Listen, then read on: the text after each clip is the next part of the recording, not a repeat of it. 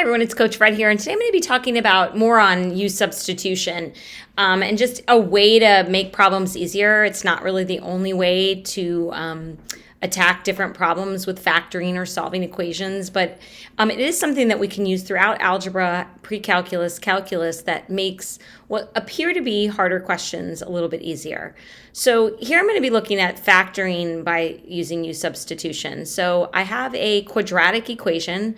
Looks kind of interesting to me. And what I have to notice is that right here, these right here are the same.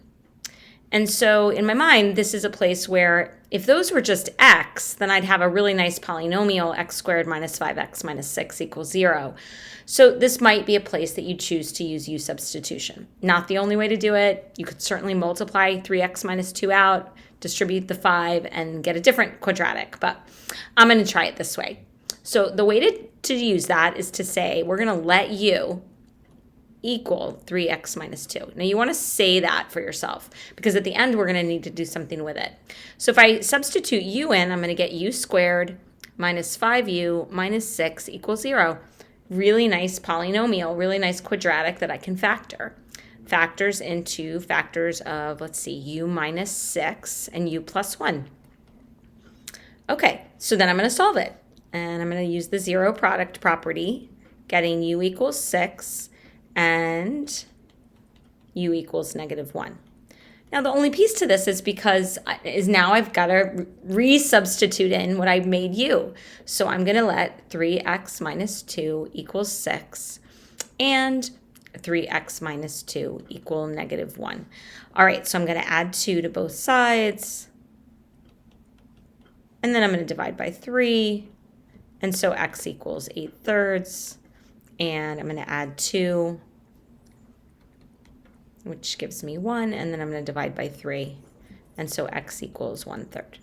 Okay, now as a reminder, the big thing I keep saying to you is what do those x's mean? Those x's mean that if you plug them back in to the equation, you should get a statement that's true. You should get 0 equals 0 and a true statement. Okay, so that's really how you use substitution. So again, you really want to look at finding ways to use it by finding like things that look the same within a problem that you might be able to consider using this. Here's another really great example. I would let u equal 1 over 2x. If I let u equal 1 over 2x, then I'm going to get u squared minus 5u minus 6. So that same polynomial. I recommend you try it and come on back and I'll tell you what the answer is. All right, if you're back, you would have gotten that x equals 1/12 and x equals negative 1/2. All right, I'm going to make this a little bit more challenging. If we look at the last problem on this page, I actually need you to change it a little bit. Unfortunately, I forgot to change it before I printed it for you. So this would be 3x plus 5 root x minus 12. Okay, so 3x plus 5 root x minus 12 equals 0. Okay, now this one's not so easy to see. I do see that I have a root, and there are ways to solve these equations without doing this, but I really love using use substitution, and I love it specifically here because this is something you're going to actually use really a lot in calculus. So instead of letting u equal x, I'm going to let u equal root x, okay? Now you might be saying, well, how does that help me? Because then I get 3x plus 5u. Well, if you square both sides, then you're going to get u squared equals x. And so that would give me 3u squared plus 5u minus 12 equals 0. So from here, I can factor.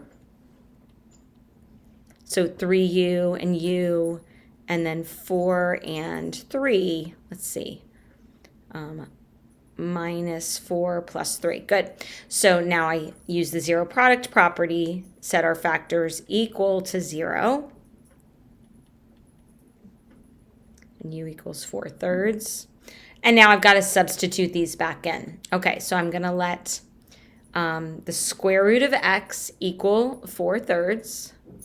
And then I'm going to square both sides. And so that's going to give me x equals 16 over 9. And then I'm going to set the square root of x equal to negative 3, which you know that a square root can never output a negative 3. So this would not work. And if you really kind of think about that, that will make sense to you. Now, again, because we've made so many changes to it, we really probably should check our answer by plugging this back in. And let's see what happens if we check that. Let's check it out. So we get 3 times 16 over 9 plus 5 times the square root of 16 over 9 minus 12. Let's see if that equals 0.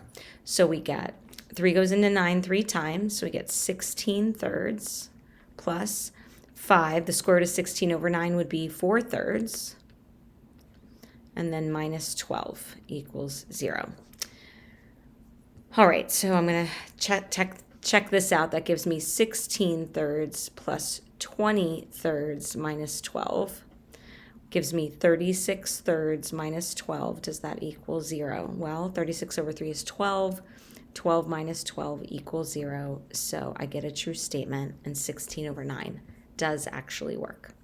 All right, guys, that's my quick rendition of how to use substitution, specifically in equations that you have to solve either by factoring or some other way. So hopefully it was helpful. Have a great day.